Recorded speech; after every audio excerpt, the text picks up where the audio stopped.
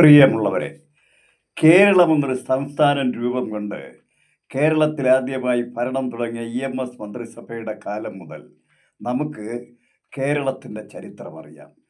കേരളത്തിലെ EMS നമ്പൂതിരിപ്പാടിൻ്റെ ആ സർക്കാരിനെ അട്ടിമറിക്കാൻ NSSൻ്റെ സമുന്നത നേതാവായ മന്നത്ത് പത്മനാഭൻ്റെ നേതൃത്വത്തിൽ നടന്ന വിമോചന സമരം വളരെ വളരെ ഗംഭീരമായി വിജയം കണ്ട് ആ സർക്കാരിനെ അട്ടിമറിച്ച കാലം മുതൽ തന്നെ CPM അതായത് കമ്മ്യൂണിസ്റ്റ് പാർട്ടിയും NSS എന്ന നായർ സമുദായവും തമ്മിലുള്ള ബന്ധമെന്ന് പറയുന്നത് കീരിയും പാമ്പും തമ്മിലായിരുന്നു.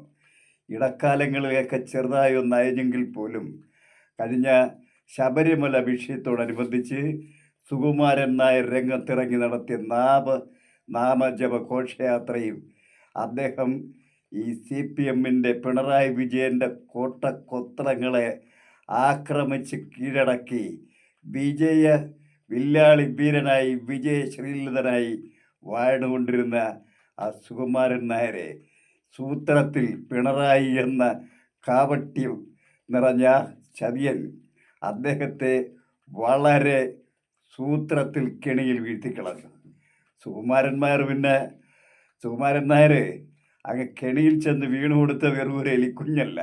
അദ്ദേഹവും അതിന് തക്ക വിധം കാര്യങ്ങൾ നേടിയെടുത്ത ആളാണ്.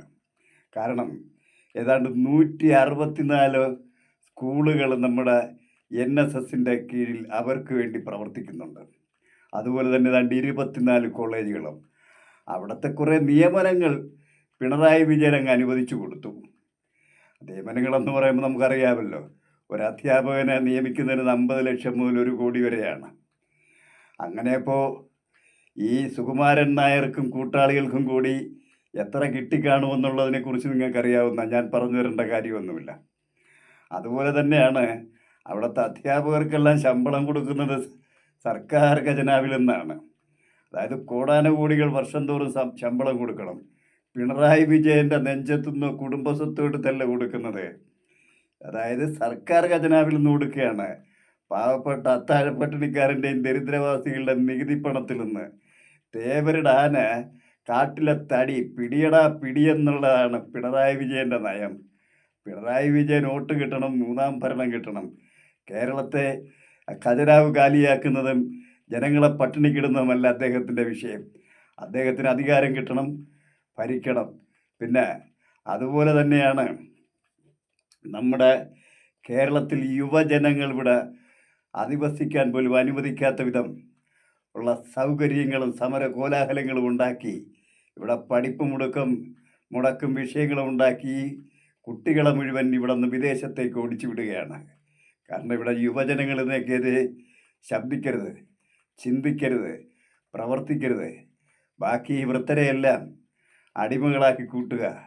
അതുതന്നെയാണ് പിണറായി വിജയൻ്റെ ലക്ഷ്യം. അങ്ങനെ വിദേശത്ത് പോകുന്ന വിദ്യാർത്ഥികൾ അവിടെ തന്നെ പഠിച്ച് കേരളത്തിലേക്ക് തിരിഞ്ഞു നോക്കാത്ത പരുവത്തിലിരിക്കുക.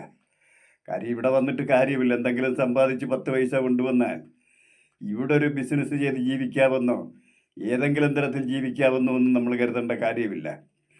പിണറായി വിജയൻ്റെ നോക്കുകൂലി പിടിച്ചു പറിക്കാൻ അതങ്ങ് പിടിച്ചു പറിച്ചോളും.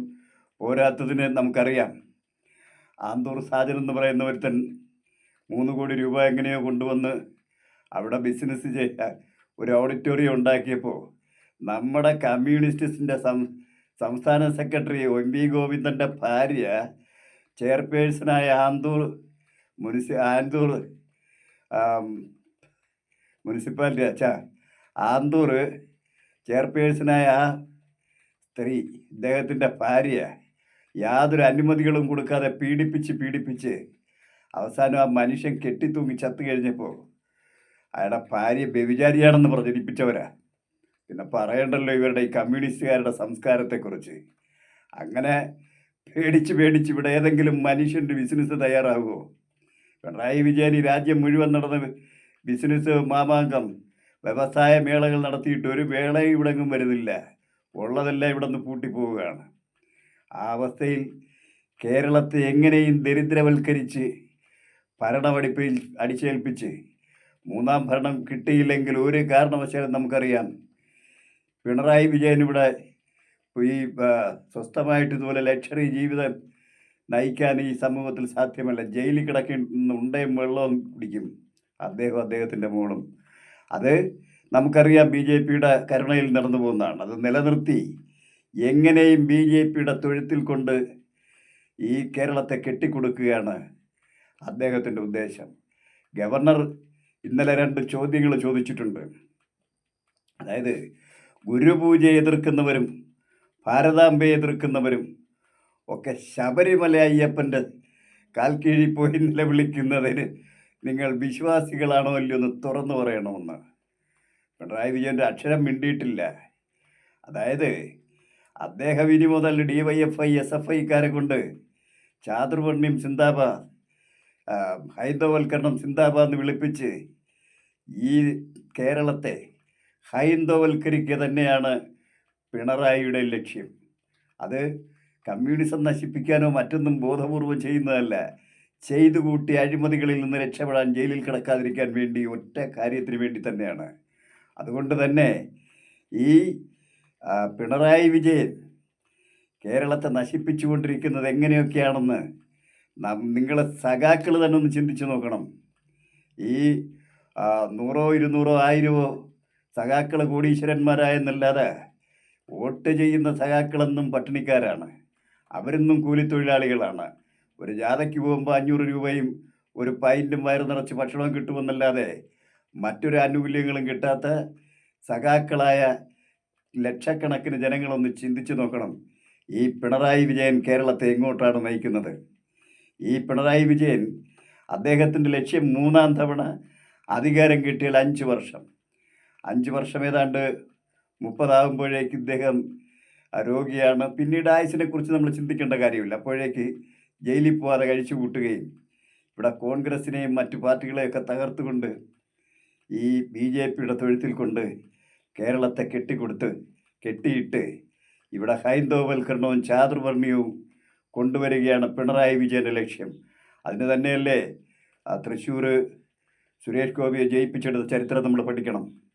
അങ്ങനെ ഈ പിണറായി വിജയന് നമ്മുടെ കേരളത്തെ നശിപ്പിച്ച് നമ്മുടെ യുവജനങ്ങളെ വിദേശത്തേക്ക് ഓടിച്ച് ഇവിടെ വൃത്ത കേരളമാക്കി മാറ്റുന്ന ഒരവസ്ഥ ഒഴിവാക്കി നമ്മുടെ കേരളത്തെ രക്ഷിക്കാൻ ഈ പിണറായി വിജയനെ ഇനി സംസാരിക്കാൻ പോലും അനുവദിക്കാത്ത വിധം ഇന്നലെ നമ്മൾ കണ്ട് KM ഷാജഹാനോട് ചെയ്ത ദുരിതം, കാണിച്ചു കൂട്ടിയ കോപ്രായങ്ങൾ മുഴുവൻ.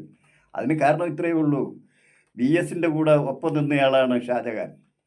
ഏത് ശത്രുവിനെയും നിഷ്കരണം നശിപ്പിക്കുക എന്ന ഒരൊറ്റ ലക്ഷ്യം മാത്രമുള്ള ഒരു ചതിയൻ ചന്തുവാണ് ഈ പിണറായി വിജയൻ എന്ന് കേരള ജനത മനസ്സിലാക്കി പിണറായി വിജയനെ അധികാരത്തിൽ നിന്ന് തുടച്ചു നീക്കുന്നതിനുള്ള എല്ലാ ശ്രമങ്ങളുമായി കേരള ജനത ഒന്നാകെ മുന്നോട്ട് പോകണമെന്ന് വിനീതമായി നിങ്ങളോട് അഭ്യർത്ഥിച്ചുകൊണ്ട് ഞാൻ ഈ എപ്പിസോഡ് ഇവിടെ അവസാനിപ്പിക്കുന്നു. Good bye.